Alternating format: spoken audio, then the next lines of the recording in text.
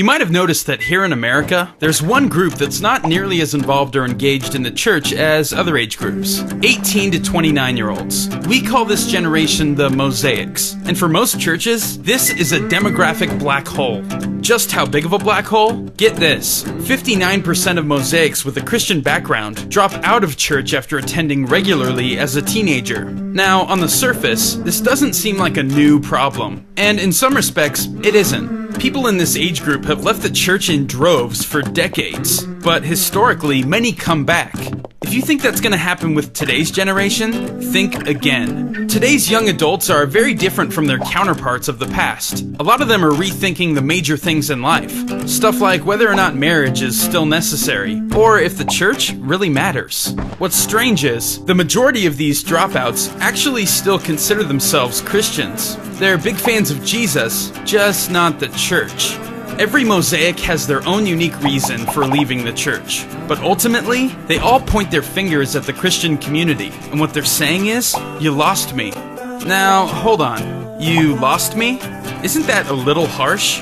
Well, maybe, but what a person really means when they say that to someone is, you're not making sense to me.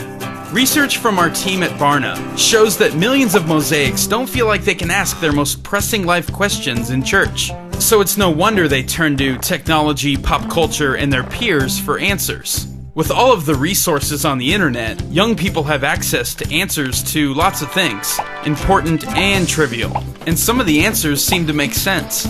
But just because something makes sense, it doesn't mean it's the truth.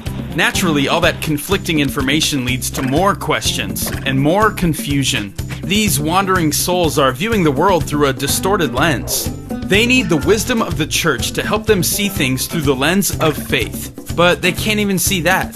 What we need is real dialogue, and real answers to the questions that all too often just get swept under the rug.